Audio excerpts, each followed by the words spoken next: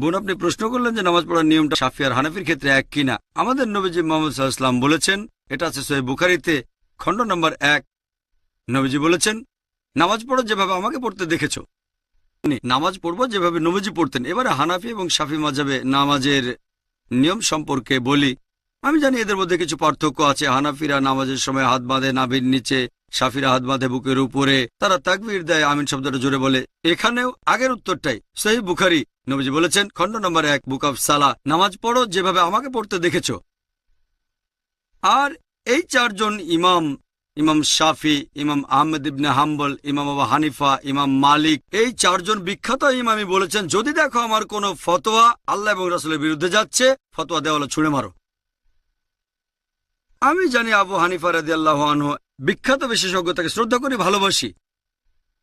মানুষে বলে যে তিনি বলেছেন, যখন তোমরা নামাজ পড়বে নাভির নিচে হাত বাঁধবে। আবু দাউদে একটা হাদিস আছে, আবু দাউদ খণ্ড নম্বর 1 বুক অফ সালাহ, বলা হয়েছে নবীজি নামাজের সময় নাভির নিচে হাত বাঁধতেন। তবে এটা জয়ীফ হাদিস। ঠিক এর পরের হাদিসটাই বলছে, যেটা সহিহ হাদিস, যে নবীজি হাত বাঁধতেন নাভির উপরে। আরো সহিহ হাদিস আছে সহিহ ইবনে খুজাইমা, যেটা বলছে নবীজি হাত বাঁধতেন বুকের উপরে। সহিহ হাদিস যখন বলছে নবীজি বুকের উপর হাত বাঁধতেন, নাভির নিচের হাদিসটা জয়ীফ। তাহলে নামাজ পড়ার সঠিক নিয়ম বুকের উপর হাত বাঁধা। তার মানে এই না যে ইমাম শাফির সব কথা ঠিক, অথবা ইমাম আবু হানিফা, তারা দুজনেই শান্তিতে থাকুন, তিনি ভুল। এরা সবাই বিখ্যাত বিশেষজ্ঞ, তাদের শ্রদ্ধা করি, তারা মহান আলেম। তবে আমরা বুঝতে পারছি না যে সেই সময়ে সব হাদিসই লিপিবদ্ধ হয়নি। আমাদের নবীজির জীবদ্দশায় কোরআন লিপিবদ্ধ হয়েছিল, এটা নিয়ে কোনো সন্দেহ নেই, নবীজির নিজস্ব তত্ত্বাবধানে। তবে হাদিস লিপিবদ্ধ করা হয়েছে নবীজির ইন্তেকালের 50 বছর পর, 100 বছর পর, বা 150 বছর পরে। এই বিশেষজ্ঞগণ অনেক আগে এসেছেন। আর যেহেতু তাদের কাছে সবগুলো সহিহ হাদিস ছিল না, তারা তখন যে ফতোয়া দিয়েছেন সেগুলো তাদের তখনকার জ্ঞানের ভিত্তিতে। আমি বলবো না ইমাম আবু হানিফা রাদিয়াল্লাহু আনহু ভুল করেছেন, আমি বলবো এই সহিহ হাদিসটা ওনার কাছে পৌঁছায়নি। হতে পারে যে জয়ীফ হাদিসটা তার কাছে পৌঁছেছিল, আর সেজন্য তিনি বলেছেন হাত বাঁধবে নাভির নিচে। সহিহ হাদিস হয়তো ইমাম শাফির কাছে পৌঁছেছিল, তিনি বললেন হাত বাঁধবে বুকের উপরে। আবারও সহিহ বুখারী বলছে খণ্ড নম্বর 1 বুক অফ সালাহ, যে তাকবীর দিতে হবে। তাকবীর নবীজি বলেছেন, এমন না যে ইমাম শাফি বলেছেন তাই আমি এটা মেনে চলছি, কারণ আমার নবীজি বলেছেন। তারপর অজুর বেলায় কোরআনে একটা আয়াত আছে, সূরা মাইদা অধ্যায় নম্বর 5, বলা হয়েছে কোন মহিলাকে স্পর্শ করলে অজু ভেঙে যায়। আরবি শব্দটা মাসা, মূল শব্দ লামাসা, মানে স্পর্শ করা। ইমাম শাফি রাদিয়াল্লাহু আনহুর মতে তিনি বলেছেন কোন মহিলাকে স্পর্শ করলে অজু ভেঙে যায়। ইমাম আবু হানিফা বলেছেন যদি কোনো মহিলাকে স্পর্শ করে কোনো পুরুষ অজু অবস্থায়, তাহলে অজু ভাঙে না। এখন কোরআনে আরবি শব্দটা হচ্ছে লামাসা, মহিলাকে স্পর্শ করলে অজু ভেঙে যায়। তবে মাসা শব্দটার অর্থ দুটো, একটা হচ্ছে সহবাস করা, আরেকটা হচ্ছে স্পর্শ করা। ইমাম শাফি রাদিয়াল্লাহু আনহু তিনি বলেছেন এটা স্পর্শ করা।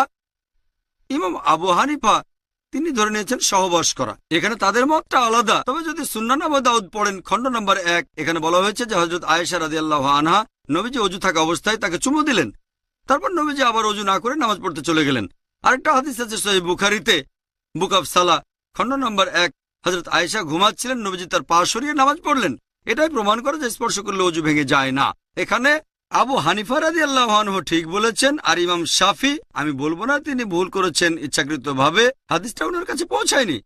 সবাই বিখ্যাত বিশেষজ্ঞ, আর তারা বলেছেন দেখো যদি আমার কোনো ফতোয়া আল্লাহ এবং রাসূলের বিরুদ্ধে যাচ্ছে, তোমরা আমার ফতোয়া দেওয়ালে ছুঁড়ে মারো। আমি তাই বলবো, আমি একজন পাক্কা হানাফি। আমি ডক্টর জাকির নায়েক একজন পাক্কা হানাফি। কেন? আবু হানিফা ফতোয়া দিয়েছেন নাভির নিচে হাত বাঁধবে নামাজ পড়ার সময়, কিন্তু সহিহ হাদিস বলছে বুকের উপরে। তাই আমি নামাজের সময় হাত বাঁধি বুকের উপরে। আমি একজন পাক্কা হানাফি। ইমাম শাফি বলেছেন যদি দেখো আমার কোনো ফতোয়া আল্লাহ এবং রাসূলের বিরুদ্ধে যাচ্ছে, সেটা দেয়ালে ছুঁড়ে মারো। ইমাম শাফি বলেছেন অজু অবস্থায় কোনো মহিলাকে স্পর্শ করলে অজু ভেঙে যায়, কিন্তু সহিহ হাদিস বলছে অজু ভেঙে যায় না। তাহলে কোনো মহিলাকে অনিচ্ছাকৃতভাবে স্পর্শ করলে অজু ভেঙে যায় না। যেহেতু আমি ইমাম শাফির ফতোয়া দেওয়ালে ছুঁড়ে মেরেছি, তিনিই বলেছেন আমি একজন পাক্কা শাফি। আমি পাক্কা হানাফি, পাক্কা শাফি, আমি পাক্কা হামলি, এছাড়া পাক্কা মালিকি। পাক্কা মানে খাঁটি। আমি মেনে চলি 100%, অন্যরা মানে হয়তো 80 বা 90%, অথবা আবু হানিফার 60%। আমি পুরোপুরি মেনে চলি। এই চারজন ইমামই বলেছেন যদি দেখো আমার কোনো ফতোয়া আল্লাহ এবং রাসূলের বিরুদ্ধে যাচ্ছে, ফতোয়া দেওয়ালে ছুঁড়ে মারো। এই চারজন ইমামই বিখ্যাত বিশেষজ্ঞ, তাদের শ্রদ্ধা করি। তবে আমাদের বুঝতে হবে সব হাদিস তখনও লিপিবদ্ধ হয়নি। এখন সবকিছু আমাদের হাতের নাগালে, সিডি রোমে পাবেন, বইয়ে পাবেন, অ্যাভেলেবল। তখনকার দিনে ছিল পর্যাপ্ত তথ্যের অভাব। যেমন ধরেন, আমার ভাই একজন ডাক্তার আর কোপার্নিকাস একজন বিখ্যাত বিজ্ঞানী ছিলেন, তবে বিজ্ঞানের ব্যাপারে কোপার্নিকাসের চেয়ে আমার ভাইয়ের জ্ঞান অনেক বেশি, আইনস্টাইনের চেয়েও। তবে আইনস্টাইন আরো মেধাবী ছিলেন। এখন বিজ্ঞান অগ্রসর হয়ে গেছে, তার মানে এই না যে আমার ভাই আইনস্টাইনের চেয়ে অনেক বেশি মেধাবী। আইনস্টাইন আমার ভাইয়ের চেয়ে অনেক বড় জিনিয়াস। তবে যেহেতু অনেক বছর পার হয়ে গেছে, আমার ভাই বিজ্ঞান সম্পর্কে তথ্য বেশি জানে, আধুনিক তথ্য বেশি জানে। তবে বেশি মেধাবী আইনস্টাইন, আইজাক নিউটন বা কোপার্নিকাস। যেহেতু বিজ্ঞান অগ্রসর হয়েছে, তাই আমরা একটু বেশি তথ্য জানি। এই চারজন ইমামও জিনিয়াস ছিলেন, তাদের ভালোবাসি, শ্রদ্ধা করি। তবে এখন অনেক কিছু লিপিবদ্ধ হয়েছে, আর আমাদের বুঝতে হবে আল্লাহ পবিত্র কোরআনে বলেছেন, সূরা আল ইমরান অধ্যায় নম্বর 3 আয়াত 103, ওয়াতাসিমু বিহাবলিল্লাহি জামিআ ওয়া লা তাফাররাকু। তোমরা আল্লাহর রজ্জু শক্ত করে ধরো, পরস্পর বিচ্ছিন্ন হয়েও না। আমরা বিভিন্ন দলে ভাগ হব না। আর নামাজ পড়ার একমাত্র নিয়ম, সেটা হানাফি, শাফি বা মালিকিদের নিয়মে না, হবে আমাদের নবীজির নিয়মে।